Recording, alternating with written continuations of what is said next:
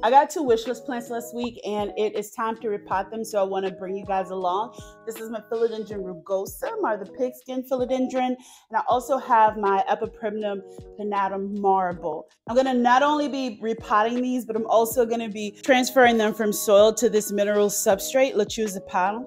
And I'm also going to be putting it in a self-watering pot. So this is going to be a lot, but it's going to be fun because you guys have been asking me for this and I want to show you what I do. So first thing I need to do is get all the soil off, which is usually the most painstaking part of transferring anything from soil to pot, because we never know what the roots are going to look like. And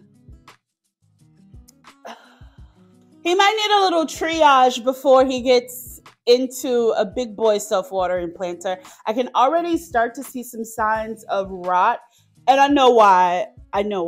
This is like the beginning stages of root rot, and I'll tell you what happened. So when greenhouses are choosing the type of soil that they use, usually that's somewhere in South Florida, they're trying to make sure that the soil is right for their environment and so that their plants don't dry out quickly, because most of these plants are grown outdoors, are in glass greenhouses. So when you bring them into your home and you let these things sit for a while, especially if they've just been watered, your water retention is going to be a lot higher than the greenhouses that it came from. And what tends to happen is the water stays in the soil a lot longer than it normally would. And it can be a recipe for root rot. Not all the time, some plants are different, but what I'm looking at now, this is a pretty moisture retentive substrate that they have it in. These plants are pretty thirsty, but again, from my house, it's been sitting here for over a week in this moist soil, and so this can be expected. It's not a big deal. It's not anything to be upset about, and this can totally be reversed. And you can see what these roots look like here with most of the soil taken off. They're still really healthy, got some of the rotted roots off, but this is really good to work with. The Epipremnums are actually pretty hardy, so I'm not necessarily worried about damaging the roots too much, but I still don't like to manipulate the roots a lot when I transfer things from soil to not Leca, but to Lechuza-Pon. If you really think about it, it came from a greenhouse over in another state. It got transported by a truck all the way over to the greenhouse that you probably purchased it from. And then you're taking it now to a third new environment where you are taking off all of the soil that it was grown in and you're putting it into another type of substrate, and then you're adding the self-watering component. That's a lot for a plant to go through in the short amount of time, so I just try to make that transition as easy as possible for the plant. And so what I'll usually do is just take a little feather duster, and once I have most of the soil off the roots that I could get with my fingers, I go ahead and just lightly brush on in here, get the rest of this soil off, make sure that I'm being very delicate. This is a labor of love and patience. Clean some of this off. This is so my fault though, especially because of the type of soil that it was in. But as far as the support structure goes, I am not in the position right now to give it any more support. I'm going to take care of that later. Oh, and for those of you who don't know about pon is a mineral substrate. It is a combination of a few different minerals. It's zeolite, pumice, lava rock, and then there's a slow release fertilizer in it. It is really good for plants that need lots of aeration around their roots. Lechuza-Pon is non-compacting, so you don't have to worry about soil compaction. And then supposedly the zeolite is supposed to be a pH balancer, which is also very important. And it's really, really suitable for self-watering planters. Let me shake them out a little bit. And there's gonna be some soil left on here, just a little traces of it, and that's okay. I don't really worry about that. Sometimes there's this need to be able to get all the soil up, every single trace of it, and it's really not necessary. You do want to get as much of it off as you can. In my opinion, just using this feather duster is just a more delicate way to make sure that the roots are staying intact while I'm taking this soil off, and it has the best possible chance for growth. And this right here is what I'm happy with. See? Oh, here's the other part of the root. So based on the roots that I have here, I think I'm going to go with this planter. This is a Lechuza mini cubie. It has a transparent inner liner and this little wick thing. I really like that. The reason why I'm a bit hesitant to using it though is these plants grow pretty quickly, and I like having things in here that don't grow as quickly because it's a pain to get the plant out of the pot later. But these specific planters come in clutch. I have such a huge success rate with transitions that I just keep going back to them and keep using them. I really wish there were more types of these available, because just there's a combination that just there's nothing else in the market that matches it. It has the clear inner liner, it has the wick, and it has a meter. All three of those things are so important to me with my self-watering planters, and I don't know any other company than Lechuza on the market that offers all three. The closest I've gotten to it is this self-watering planter from Amazon that I got. The link is in the description. But this also has a clear inner liner. I like that it has lots of drainage holes at the bottom for aeration. It has lots of slits in the side, and it has these 3 air holes right here on the lid. It also has the wick feature to it, and it has this little window right here so you can see the water level. So that's a side rant. Now I'm using Lechuza-Pon because I have found that it just really doesn't make a difference. I used to like go through all the tedious steps of washing my pond and sterilizing my pond and doing all these other things. And while, yeah, that is probably what you should be doing. I swear. Honestly, you should probably be doing all of that. You really, really should. It's just, I don't have a patience for it. I'm doing it the wrong way. Oh my goodness. All right. This is a whole alocasia core that I found inside. Let me show this to you guys. I hope you all can see this.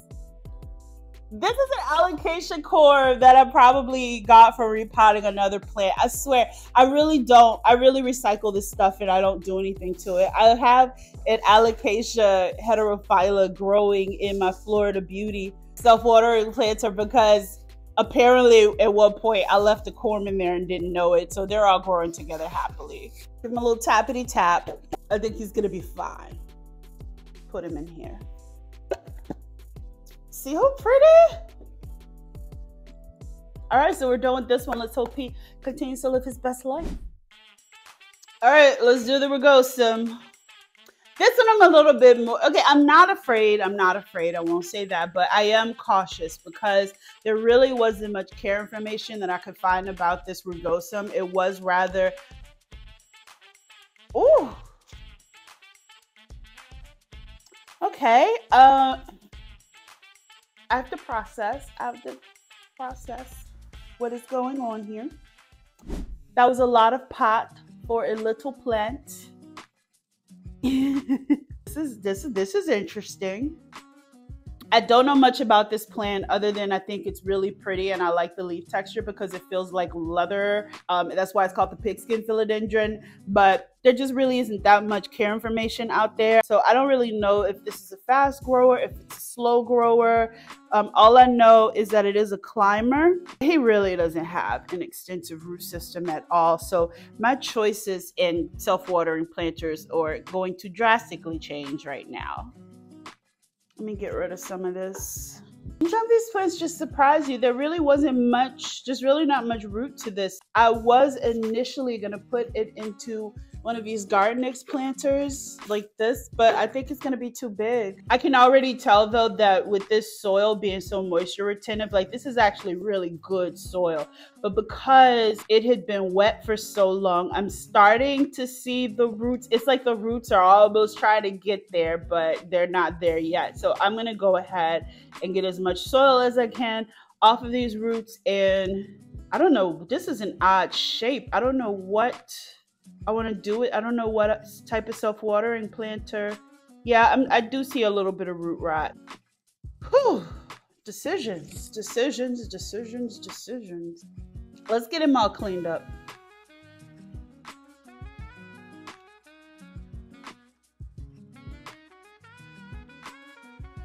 This is absolutely coated with soil. Why can't they all be easy like the last one? All right, we need to get a little vigorous. Soil is getting everywhere. I don't even care. I'm ready to be done. There are also some pockets of soil in here that are clumped up, so I'm just going to take the edge of this plant stake to kind of break it up.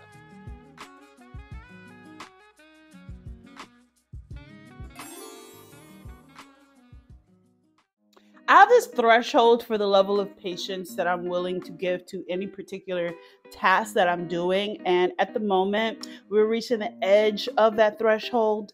So I'm about to take as much of this soil off as I can that's coated around these roots. Like, it's super stuck there. And I think I'm going to I'm just going to take my chances. Like, just, you know, you got to live life on the edge.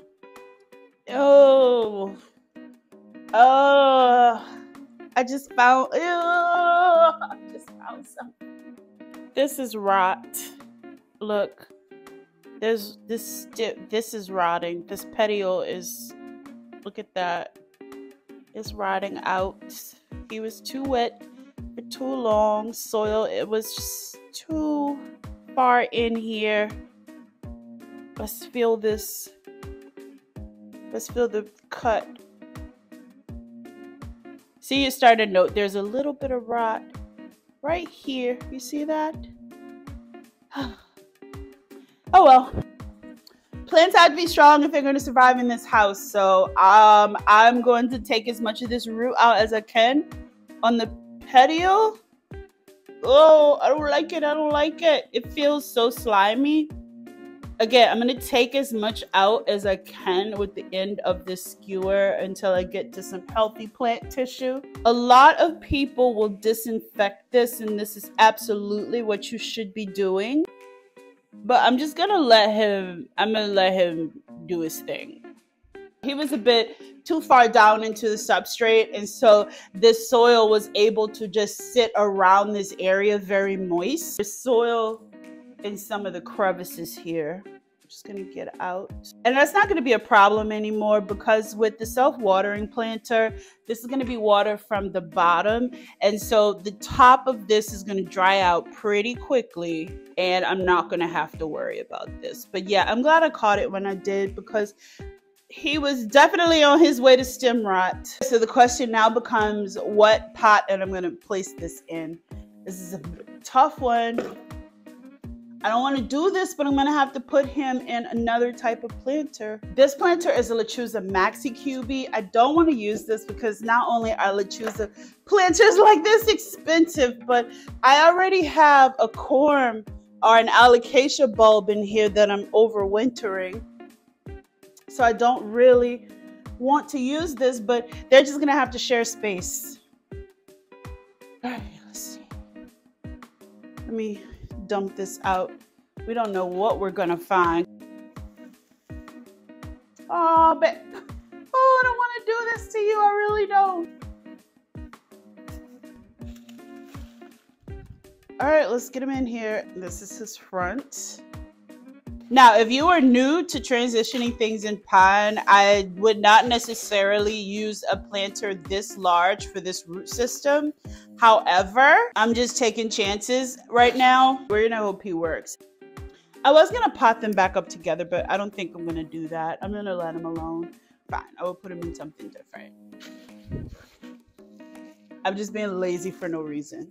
Because part of the petiole was a little rotted, I kind of want to put him in sideways so that I can get... Why is this is so much more complicated than I want it to be. I feel this is good. I feel confident. Let me start backfilling now.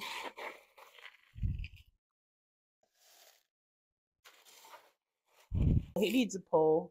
I'm gonna get him there eventually. This corm keeps wanting to flop back in here, and I would love to let it grow in here, but I think this is my Sabrina corm, and so it's huge and it's gonna grow into something really fast. So I kind of don't want him in there. Also, I'm glad I get to address this too. When it comes to the fertilizer, so the fertilizer is good for 6 months. And after that, you can just use, like, I use Miracle-Gro. I used to use Osmocote as a slow release fertilizer. And the only reason why I switched is because I noticed that Miracle-Gro's slow release has more micronutrients in it that Osmocote doesn't. And so I just made the switch. But this is a mixture of pon from so many different planters, from so many different plants over so many months, that I'm pretty sure all the fertilizer in here is done for. And even so, I fertilized with a synthetic liquid fertilizer, so this is not really something I worry about. I went ahead and repotted him where most of the stems or the inner node is on top of the substrate or just lightly underneath it. This is sitting on top of all of that. So this is gonna dry out pretty quickly and I'm not gonna have to worry about it. Now I'm just gonna get him in the planter.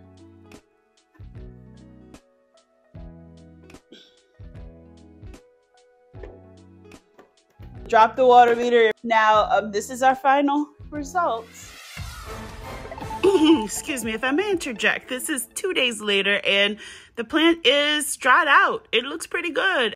I think it's gonna make it, guys. And with that, we're done. I hope you guys liked everything, and I hope that I've answered some of your questions that you have with pon, or at least how to repot with pon. If you have more questions, let me know in the comment section. I hope you've noticed I have been uploading videos weekly every Wednesday. I would love to hear your video ideas. You guys are so encouraging. So thank you so much. Please like and subscribe, and I will see you next week. Bye.